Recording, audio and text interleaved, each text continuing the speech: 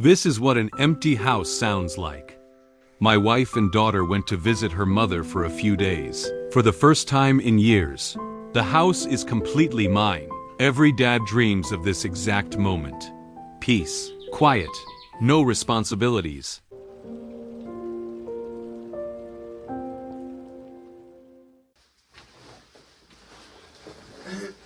Hi, I'm Brad. And I'm still just a not-so-successful dad. Although I also enjoy this hard-won peace and quiet.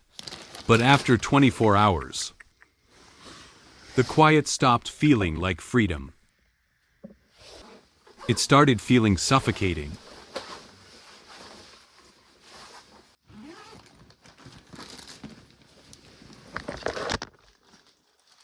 A 44-year-old broke dad, left completely alone with his own midlife thoughts, is a dangerous thing. The walls were closing in. I needed to get out. No plan, no hotel bookings. Just a bag, my second-hand motorcycle, and the open road. It was time for an escape.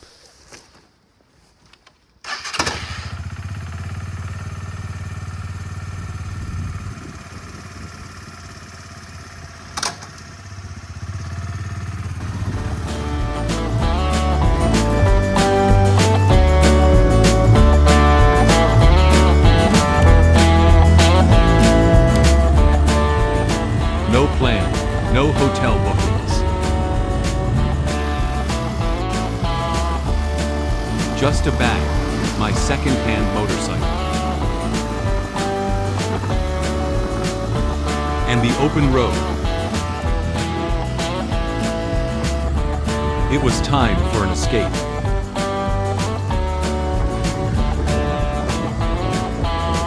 The goal? The Shandong Peninsula coastline. 800 kilometers, about 500 miles. 2 days, 9 different cities. When you are on a mission to clear your head, you don't stop to play tourist. I wasn't there to take pretty pictures of landmarks. I just kept the throttle open. This is the Shandong Peninsula. I didn't take the fast highway. I chose the coastal road, with the ocean on one side and the mountains on the other. For the first time in a long time, I felt completely free.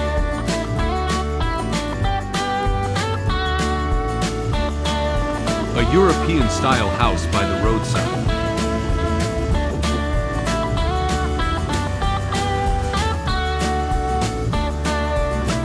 A solo road trip runs on cheap fuel and even cheaper food.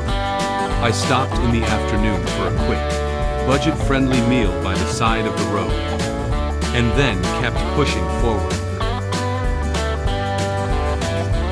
A massive windmill in the distance. But then, riding along the coast, I saw something massive in the distance, a gigantic shipwreck, stranded right off the shore. Looking at this massive, rusted giant slowly breaking down in the waves, I don't know why, but I felt a strange connection to it. It's been beaten by the storms, left behind by time, a little rusted and broken. But it's still standing there, holding its ground. As a middle-aged guy trying to survive the waves of life, I looked at that ship and thought, yeah, buddy, I know exactly how you feel. The shipwreck has brought a considerable number of tourism attractions and visitors to the local area. I left the shipwreck behind.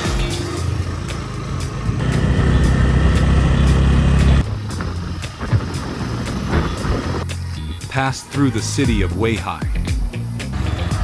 and kept riding until the sun started to set.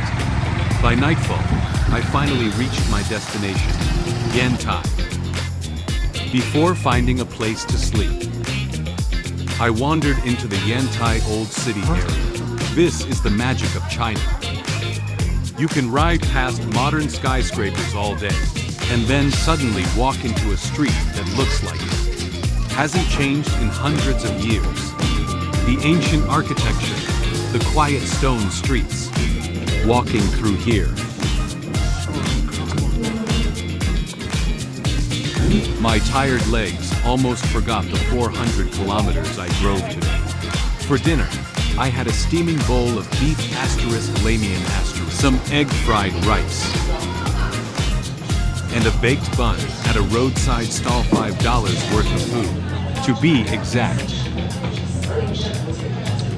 But let me tell you, after battling the wind for a dozen hours, that $5 meal of rice and noodles tasted even more delicious than a Michelin-starred steak.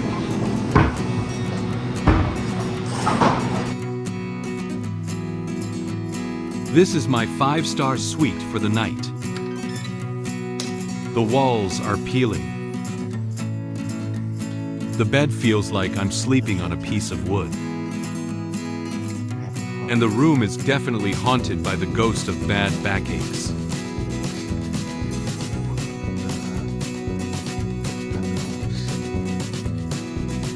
But it only cost me a few dollars.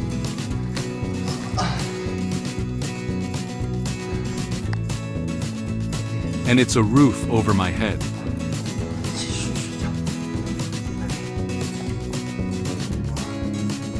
Morning came way too early.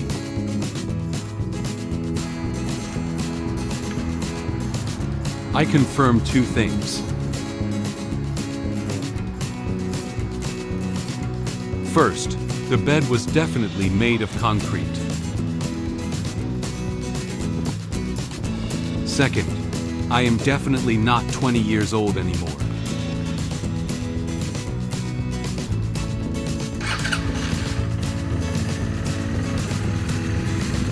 But there was no time to complain.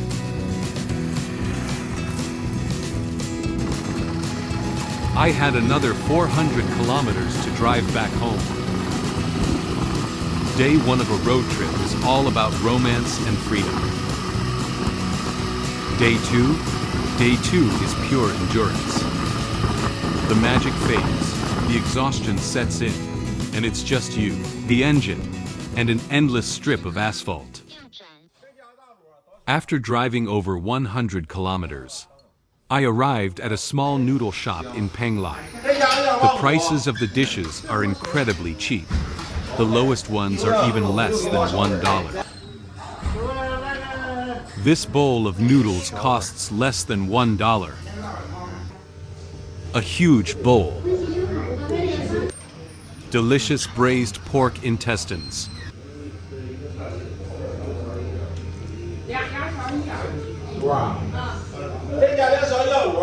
The ride back is always quieter. You don't stop for sightseeing. You just grip the handlebars, fight the wind, and count down the kilometers. Zhaoyuan was historically a gold mining region, home to numerous gold mines of varying sizes. Today, it's rather desolate. This was once a very famous leather city. Almost no one.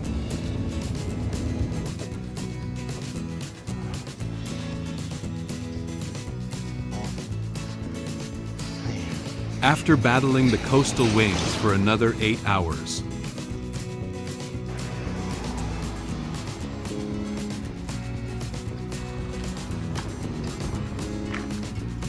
I finally saw the familiar streets of my city, turned off the engine, and pulled the key. 800 kilometers, 2 days. Thank you guys for joining me on this 800-kilometer escape. If you enjoyed the journey, please hit subscribe.